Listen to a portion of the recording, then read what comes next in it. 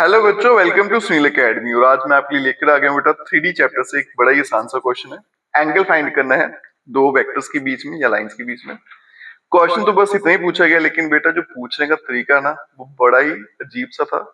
Question को आप पढ़ोगे तो समझोगे तो समझ तो आपको आएगा ही नहीं। आप परेशान हो जाओगे इसमें फाइंड कैसे करें। लेकिन फाइंड क्या करना है, दो लाइंस के बीच में एंगल, और फॉर्मूला कौन सा लगना है, वही बेटा cos थीटा जो आप पढ़ते हैं। क्वेश्चन को कैसे मैनिपुलेट किया गया था आइए देखते हैं बेटा, फिर इसको सॉल्व करें। क्वेश्चन है find the equation of the two lines through the origin. दो लाइंस हैं जो ओरिजिन से पास करती हैं, विच इंटरसेक्ट द लाइन, फिर आगे जाके वो इस लाइन के साथ कट करती हैं। कितने एंगल पे? π/3 पे। और इक्वेशन जो है दोनों लाइन की आपको पता लगानी है।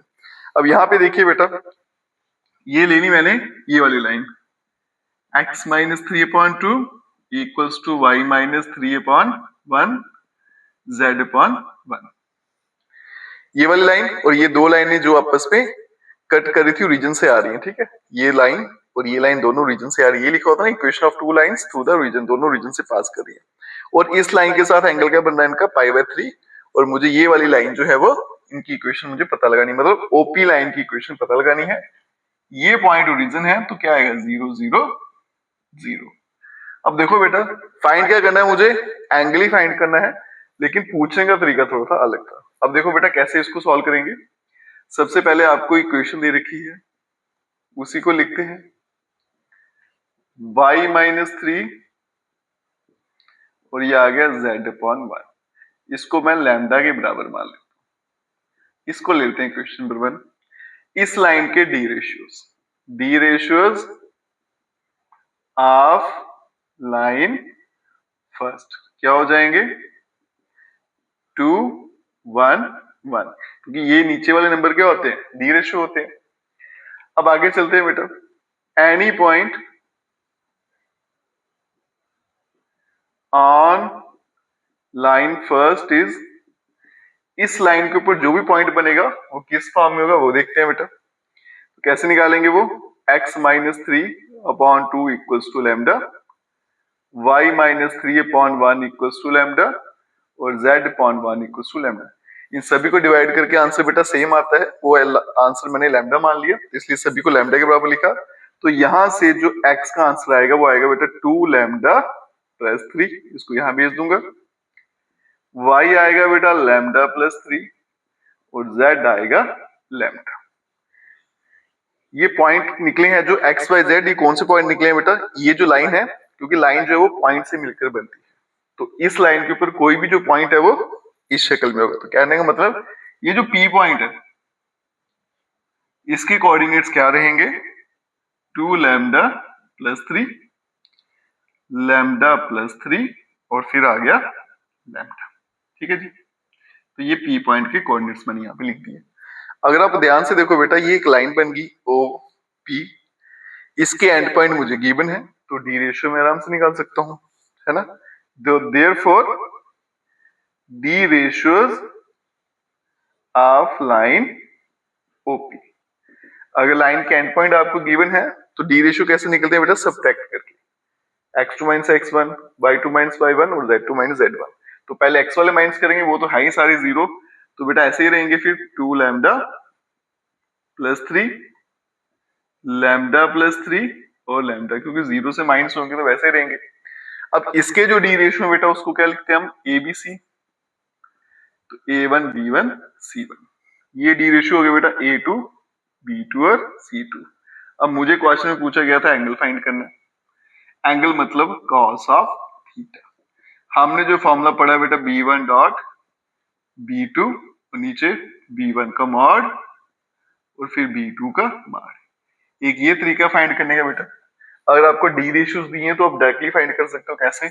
ऊपर क्या आएगा? A1 A2 + B1 B2 + C1 C2 और डिवाइड में यहाँ पे √ A1² + B1² + C1² और यहाँ पे A2² + B2² + C2 का स्क्वायर।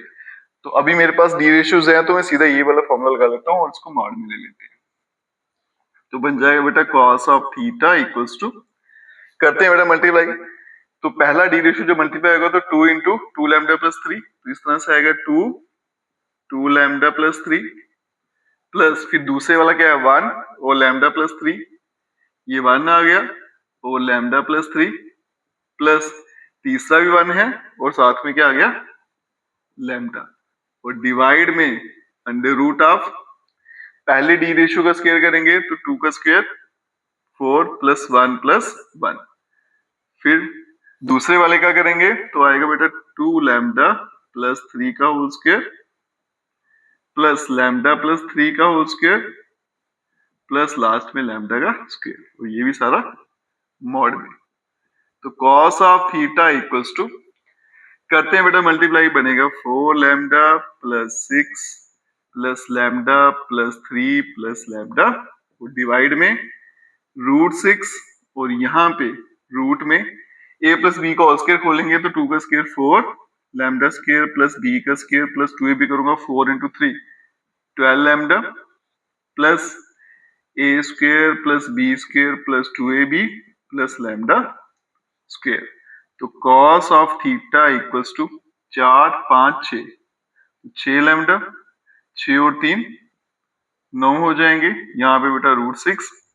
अब यहाँ देखो लैम्डा स्क्वायर कितनी है 4 5 6, तो यहाँ पे 6 time lambda square, lambda count करते हैं 12 और 6 18 लैम्डा, और फिर यहाँ पे 9 और 9 18, ठीक है जी।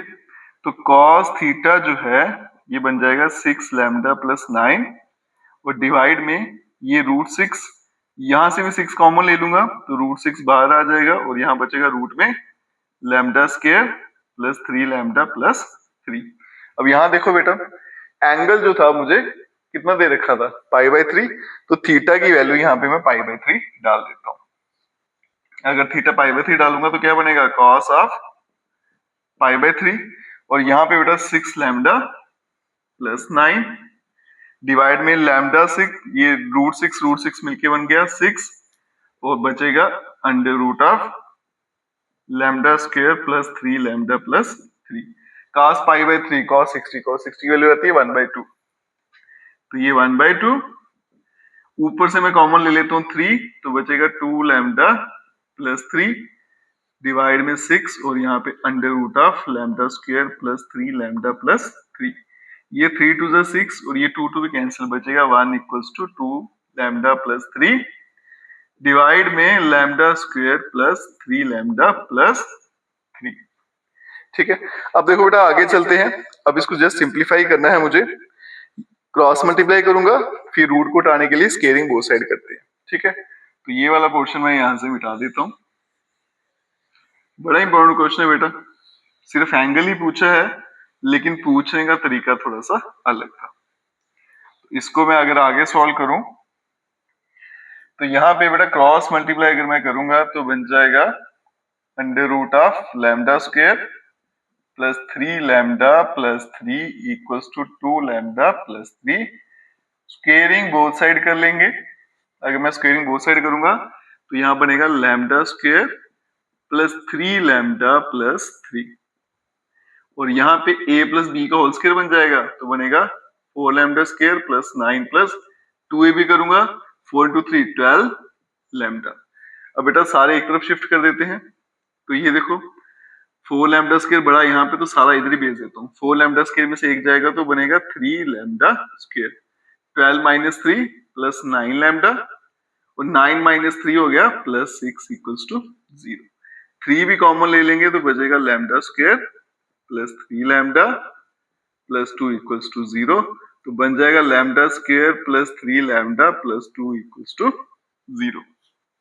अब ये बन गई quadratic equation, middle term splitting से सॉल्व करेंगे तो बनेगा lambda square plus 2 lambda plus 2 equals to 0, lambda common ले लेंगे तो लैम्डा प्लस 2 लैम्डा प्लस 2 और यहाँ पे आ गया प्लस 1, तो फैक्टर मिल बन के आएंगे लैम्डा प्लस 1 और लैम्डा प्लस 2 इक्वल्स टू 0, तो लैम्डा की दो वैल्यू आ गई -1 और माइनस का 2।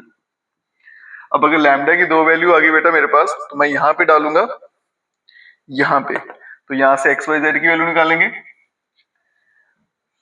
थोड़ा सा लेंथी है बेटा, स्टेटमेंट तो एक लाइन की थी लेकिन सोल्यूशन बड़ा लंबा है इसका। अब आगे देखिएगा, इसका मतलब कि जो मेरा पॉइंट है इसको मैं नाम दे लेता हूँ कुछ पी नाम करके, दिया भी था यहाँ पे। तो मेरा जो पी पॉइंट है वो क्या बन जाएगा, लैम्डा के लिए -1 डालूंगा तो बनेगा -2 + 3 1, -1 + 3 प्लस का 2 और -1, यहाँ तो ये बन गया। यहाँ फिर पी पॉइंट क्या बन जाएगा मेरा, -2 डालूंगा तो -4 + 3 -1, -2 + 3 प्लस का 1 और -2। तो इसका मतलब मेरा पी पॉइंट जो है या तो ये वाला है या फिर ये वाला। अब मेरे पास बेटा पी पॉइंट आ गया, ओ भी है, तो इक्वेशन ऑफ लाइन मुझे पता लगानी थी। तो देयरफॉर इक्वेशन ऑफ लाइन क्या होती है, x - x1 = y - y1 = z - z1, divide में आता है x2 - x1, y2 - y1 ऊपर आ गया z2 - z1। अब यहाँ पे वैल्यूज डालेंगे और आंसर आएगा। पहले p की वैल्यू में लेता हूँ 1 2 और -1, ठीक है। क्या लेता हूँ 1 2 और -1। अगर मैं इतनी वैल्यू लूं तो इक्वेशन ऑफ लाइन क्या आएगी, ये आ गया मेरे x1 y1 z1 x2 y2 और z2। तो बनेगा बेटा x - 0 डिवाइडेड बाय x2। 1 - 0 करूंगा तो ऐसे आएगा y - 0 और डिवाइड में y2 कितना है मेरा 2, 2 - 0 और फिर यहाँ पे z - 0 और नीचे क्या आएगा z2, z2 कितना है -1 - 0। तो ये बन जाएगा आपके पास x/1 y/2 और यहाँ पे z/-1। तो ये बन जाएगी आपके पास इक्वेशन ऑफ लाइन OP। अब आपने क्या करना है बेटा, यहाँ पे अब p की जो वैल्यू है पॉइंट है वो चेंज कर लेने हैं। दूसरी बारी क्या आएगा -1 1 और -2 और फिर से OP की इक्वेशन लिखनी है बेटा इसी फॉर्म में। और यही क्वेश्चन में मुझे पूछा गया था बेटा।